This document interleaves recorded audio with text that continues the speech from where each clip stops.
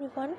இன்றைக்கி நம்ம பார்க்க போகிறது வந்து Journal entries. First Journal entries வந்து நம்ம கற்றுக்கணுன்னா நமக்கு வந்து பேசிக்கே கோல்டன் ரூல்ஸ் தான். நீங்கள் வந்து பிகாம் எம்காம்னு என்ன படித்தாலுமே நீங்கள் ஜேர்னல் என்ட்ரிஸ் போகிறதுக்கு இந்த கோல்டன் ரூல்ஸ் வந்து ரொம்ப இம்பார்ட்டண்ட்டாக இருக்கும். சரி, நம்ம வந்து வீடியோ போகிறதுக்கு முன்னாடி நம்ம இந்த கோல்டன் ரூல்ஸை வந்து ஃபஸ்ட்டு கற்றுக்கலாம். பர்சனல் அக்கௌண்ட்னா டெபிட் கிரெடிட் இந்த மாதிரி 3 அக்கௌண்ட்ஸ் இருக்குது. Personal account, real account, nominal account. Personal அக்கௌண்ட்னா டெபிட் கிரெடிட் இருக்கும், ரியல் அக்கௌண்ட்க்கு டெபிட் கிரெடிட் இருக்கும், நாமினல் அக்கௌண்ட்க்கு டெபிட் கிரெடிட் இருக்கும். இதை வந்து நீங்கள் வந்து பை ஹார்ட் பண்ணால் தான் உங்களுக்கு ஈஸியாக இருக்கும். ஃபஸ்ட்டு வந்து ஸ்டார்டிங்கில் நம்ம ஜேர்னல் என்ட்ரிஸ் போடும்போது ரொம்ப ஸ்ட்ரகிள் பண்ணுற மாதிரி இருக்கும். ஆனால் வந்து போக போக ரொம்ப இருக்கிறதுலே ரொம்ப ஈஸியான டாபிக் ஜேர்னல் என்ட்ரிஸ் தான். ஜேர்னல் என்ட்ரிஸ் எந்த அளவுக்கு முக்கியம்னா நீங்கள் லெட்ஜர் போடுறதுக்கும் இது ரொம்ப யூஸ் ஆகும். இது நீங்கள் மாற்றி போட்டுட்டிங்கன்னா உங்களுக்கு சம் ஃபுல்லாக தப்பாகிடும். அதனால் ரொம்ப கேர்ஃபுல்லாக வந்து படிச்சுக்கலாம். இப்போவே personal account debit the receiver, credit the giver. Real account debit what comes in, credit what goes out. Nominal account debit all expenses and losses, credit all incomes and gains. இதை first நீங்கள் by heart பண்ணிட்டு வந்துடுங்க. இப்போ நம்ம first example some தான் பார்க்க போகிறோம். எடுத்த உடனே நம்ம ஏன் இந்த மாதிரி சின்ன சம் பார்க்குறோன்னா, நம்ம ஸ்டார்டிங்கில் வந்து கற்றுக்கும் போது நமக்கு சின்ன சம்மில் புரிஞ்சால் தான் நம்ம வந்து 5 மார்க்ஸ் சம்ஸ் போட ஈஸியாக இருக்கும். கொஸ்டினில் என்ன கேட்குறாங்கன்னு பாருங்கள். Somu commences printing business with cash. இதில் வந்து நம்ம என்ன புரிஞ்சுக்கணுன்னா, இப்போ நம்ம கோல்டன் ரூல்ஸ் படித்தோம்ல, சோமு கம்மன்ஸ் பிஸ்னஸ்னால் அவர் வந்து ஒரு பிஸ்னஸ் ஸ்டார்ட் பண்ணுறாரு. எவ்வளோக்கு? 50,000க்கு, ₹50,000. இப்போ நம்ம இதை வந்து ஐடென்டிஃபை பண்ணணும். அதுக்கு தான் நம்ம கோல்டன் ரூல்ஸே படித்தோம். டெபிட்டா கிரெடிட்டா அப்படின்றது தான் நம்மளோட மெயின் பாயிண்ட்டே. கிவர் வந்து கிரெடிட் சைடு நோட் பண்ணி வச்சுக்கணும். ஒரு நோட்டில் எடுத்து இந்த மாதிரி பிஸ்னஸ் ஸ்டார்ட் பண்ணியிருக்காங்க, அது வந்து கிரெடிட் த கிவர். கிரெடிட் சைடில் தான் நம்ம போடணும். என்ட்ரி ஃபஸ்ட்டு நம்மளோட ஃபார்மேட் பார்த்தோன்னா, நான் போட்டிருக்கேன்ல இந்த மாதிரி தான் நம்ம எழுதணும். இந்த வந்து நம்ம டேட் இங்கே எழுதணும், இந்த சைடில் கரெக்டாக சென்டரில் எழுதணும். பர்டிகுலர்ஸ் இந்த பெரிய காலமில் எழுதணும். இது வந்து எல்எஃப் இங்கே எழுதணும். டெபிட் ருப்பீஸ், கிரெடிட் ருப்பீஸ் இப்படி நம்ம எழுதணும். இதுதான் நம்மளோட ஃபார்மேட். கொஸ்டினில் டேட் கொடுத்துருந்தாங்கன்னா அது டேட்டில் போடணும். நம்ம கண்டுபிடிக்க போகிற 2 அக்கௌண்ட் இருக்குல்ல, டெபிட் கிரெடிட், அதை வந்து நம்ம இங்கே கரெக்டாக இப்படி எழுதணும். எழுதிட்டு அதுக்கு நரேஷன் எழுதணும். எல்எஃப்ன்ற காலம் அப்படியே தான் இருக்கும். டெபிட்டில் இங்கே வர அமௌண்ட்டு இங்கே போடணும், கிரெடிட்டில் வர அமௌண்ட்டை இங்கே போடணும். நரேஷனை நம்ம விட்டோன்னா நமக்கு வந்து மார்க்ஸ் வந்து கட் ஆஃப் பண்ணுவாங்க. ஸோ நம்ம வந்து கரெக்டாக எழுதணும். நரேஷன் வந்து கொஷினை வச்சு நம்ம எழுதிக்கலாம். அது போக போக வீடியோவில் பாருங்கள். Somu commences printing business with cash ₹50,000, 50,000 கொடுத்துருக்காங்க. அதுக்கு ஃபஸ்ட்டு ஜேர்னல் என்ட்ரி பார்க்கலாம். Cash account debit to Somu's capital account 50,000.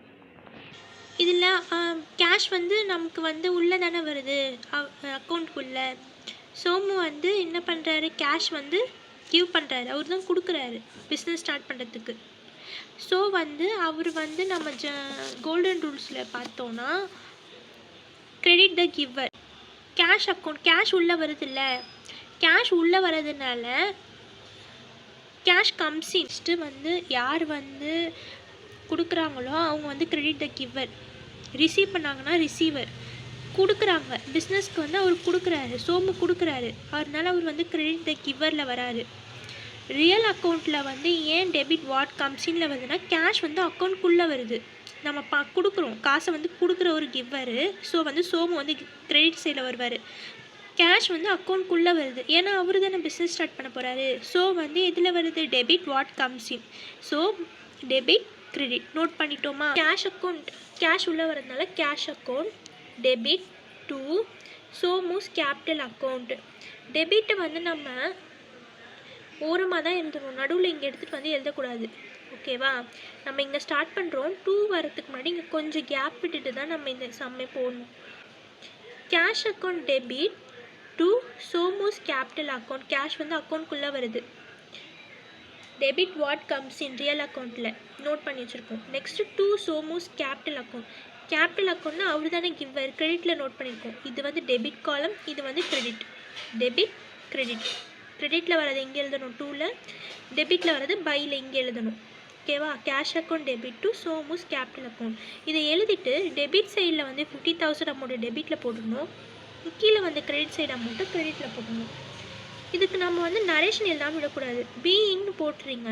போட்டுட்டு கொஷின் என்ன கொடுத்துருக்கான், பிஸ்னஸ் சோமு கம்மன்ஸ் பிஸ்னஸ் வித் கேஷ்னு கொடுத்துருக்கானா, நீங்கள் என்ன பண்ணணும்னா பீயிங் பிஸ்னஸ் கம்மன்ஸ் வித் கேஷ்னு எழுதலாம், பீயிங் பிஸ்னஸ் ஸ்டார்டட் வித் கேஷ்னு எழுதலாம். ஆனால் நரேஷன் வந்து நம்ம கண்டிப்பாக எழுதணும். இதை மாறாமல் நம்ம இப்படி எழுதினா தான் அதுக்கு வந்து மார்க்ஸ் வந்து ப்ரொவைட் பண்ணுவாங்க. So cash account debit to சோமோஸ் capital account, being business started with cash.